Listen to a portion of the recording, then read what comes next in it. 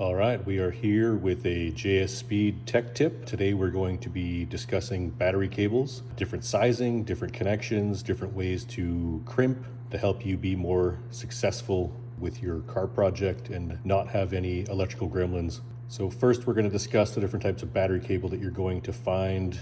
And we're just going to be focusing on the ones that I'm going to suggest you use, but I'll kind of give you a rundown of all the kind of different ones that you're going to be able to find out there. First, we're going to start off with the PVC kind of generic battery cable you're going to find at most of your auto parts stores. It's going to have this shiny, kind of hard, not really flexible PVC coating on it. And typically what you'll find is much larger strands of copper compared to, say, a welding cable or a stereo cable. This stuff works just fine in most of your automotive applications. I'll show you how to prepare that for a crimp and show you the techniques for that one. What I typically use on a lot of projects is just some high quality welding cable. This piece here would be 1/0. And this is something that I would suggest if you were having your battery mounted in the trunk of your car and having to do a long run all the way forward. I definitely suggest having at least a 1/0 battery cable running from the back to the front, especially if you have a high compression engine or a very large supercharger on your car. That definitely draws down the battery under cranking. I definitely suggest running some fairly big cable through the car. Things that I definitely wouldn't suggest would be using what you'll typically find in the stereo realm would be what they call copper-clad aluminum battery cable. Well, it looks like it's copper, is actually just tinned over top of it. And you can kind of see it here. If I hold the two of them up on the ends, you'll see this one has a bit of an aluminum finish because these are just aluminum strands just covered in copper, where these are just actual copper. I don't suggest using this. It's just, aluminum's just an awful conductor compared to copper. This just should not be in your race car. If you want to use it in a stereo, that's fine, but I definitely don't suggest using it for your main power cable for anything. For that one, we'll just get rid of that guy because we're just never going to use it. And then on the grounding side of things, you're going to come across potentially some of these kind of stainless straps you're going to find at your parts store. Even in a lot of factory vehicles will have these. I'm not a giant fan of these, as these kind of tend to corrode much quicker than a crimped piece of battery cable with some heat shrink on the ends. I just find they just hold up a lot longer to weather than this type of strapping.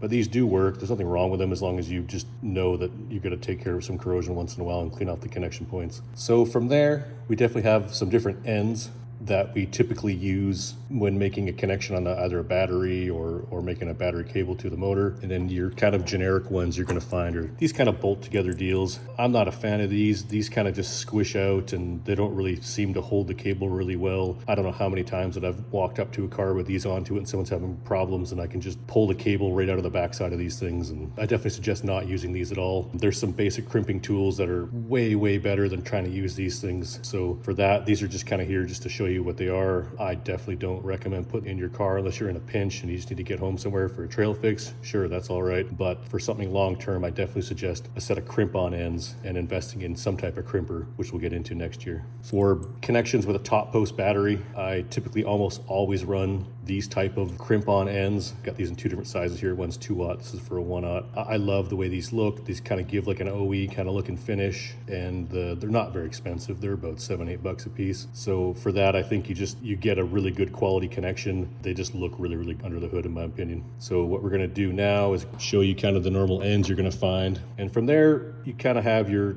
kind of normal nickel plated or just the raw copper.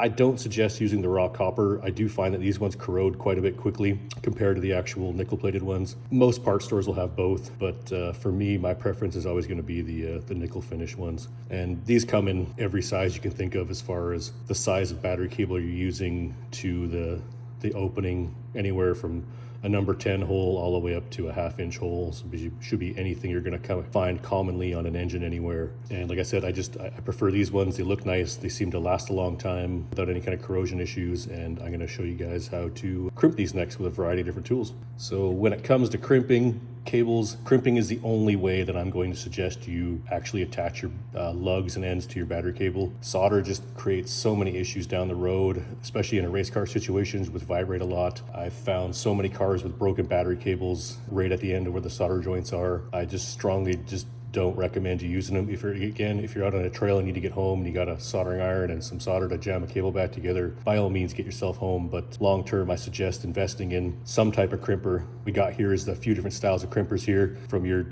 super basic hammer crimper. These are relatively inexpensive. You can find these for less than 20 bucks online. This I even prefer way more than the soldering iron and solder style ones. And basically they're super simple to do. You just get your lug in there, get your cable inside, put it on something nice and hard, give it a good strong whack with a hammer, and this will get you a really good quality crimp. Is it the best crimp? No, I definitely prefer a hex crimp over this type of indent crimp. I would take this over solder all day long. This is going to get you a good strong joint that should last the lifetime of your vehicle without any issues. So if you don't want to invest the money in the ratcheting style or the hex style, these are a great thing just to have in your toolbox. They're small, they're compact. All you need is a hammer to make them work. I prefer these over any type of solder joint or a bolt together connection. So from there, we have this style Ratcheting Crimper, which kind of leaves a similar indent as the hammer style crimper. This one goes up to 2 gauge. Again, this just makes an indent in the lug, drives it down into the copper strands, and it makes a good connection. They're quick and easy to use. These will run you between 50 and 75 bucks. A decent tool nonetheless, and I've had a lot of great success just making up quick cables for people with this one. And a lot of times, sometimes it's just quick and painless over trying to get the hydraulic tool, because these are much larger and heavier. Sometimes getting into a tighter spot with this is not really an option sometimes. When you're on the bench, these are fantastic, but sometimes in something, a quick repair, these definitely do come in handy. And then from there, we have hydraulic style crimper. There's numerous types of these online. This one's from a company called Temco. I believe I got it off of Amazon for around 100 bucks. It comes with dies that run from 4/0 down to 12 gauge in the kit that I've got, but I've seen ones that have even more options than that. I love this thing. I've had this thing now for a number of years. It's never failed me. It just makes a lovely hex crimp that I've had great success with without any issues. So from there, we're gonna go in and just kind of show you a couple of the crimps with the tool. Here we got a bit of 6 gauge, just that PVC cable I showed you earlier. We have an end.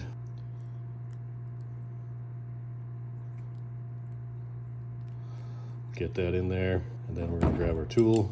This is just gonna be our generic indent crimper, and you're just gonna wanna get it centered, line it up with the jaw you need. Run the crimp. And then, as you can see, you get an indent. This thing's not going anywhere. Like I said, quick, easy, a lot simpler to use than the hydraulic one, and in a pinch or on a car, if you can't take the cable all the way out, I definitely do like these for that fact that there's not as much kind of fumbling around with the other tools in this one. Where the hammer crimper, you'd be hard pressed to be able to use this in the car, because you're gonna have to find somewhere to rest this firm and solid to be able to hit it with a hammer, and I guarantee a customer's not going to want you to be lining up this on some piece of steel in the car and giving it a smack and knocking all the paint or powder coat off a frame somewhere.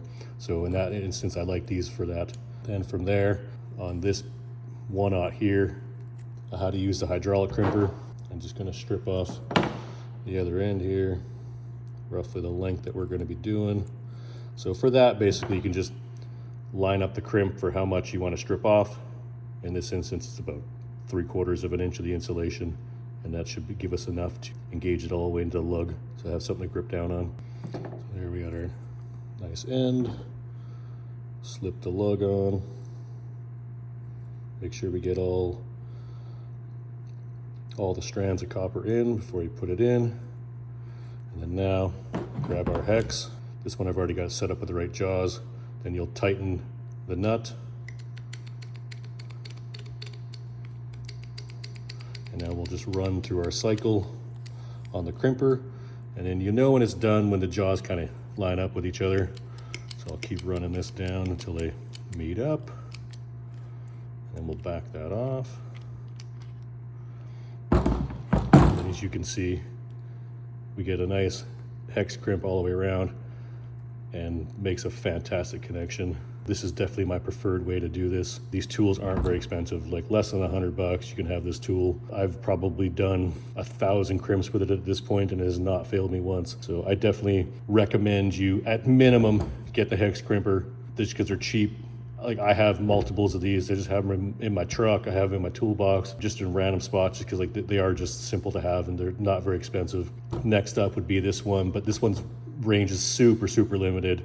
Like again, you only get 4 different sizes, where this one, like I said, you get from 4/0 all the way down to 12 gauge with it. Just makes a fantastic connection. And then the one last thing I want to kind of go over is sizing for battery cable. For me, I'd pretty much just use a couple different sizes. If your battery's in the front of the car, pretty much just going to use a 2 gauge battery cable. It's a nice short run to the starter. If I was going to be using a 1/0, it would might be due to the engine size or a big supercharged ME deal. Maybe I'll run 1/0 for that instance, just to help that motor spin over a bit quicker. And then if you're running a rear battery setup, it's 1/0 at minimum for me. That is the size that I use the most on just about every single car. It definitely carries enough battery current to help the big motors and big supercharged cars start up. The minimum that I would use, I wouldn't go any smaller with a trunk mounted battery. My personal experience, I know some people get away with 2 gauge, but you can hear those cars definitely lagging on the starting line when they're struggling to turn over. That's why I said I just prefer to stay with a 1/0. Like I said, it's the one I buy the most. My local parts store carries a big spool for me that I just take off as much as I need for each project. It's good quality welding cable, nice and flexible. It's just what I find works the best for me. So I hope this helps you guys out. If you have any questions, please leave some comments below and we'll get back to you soon.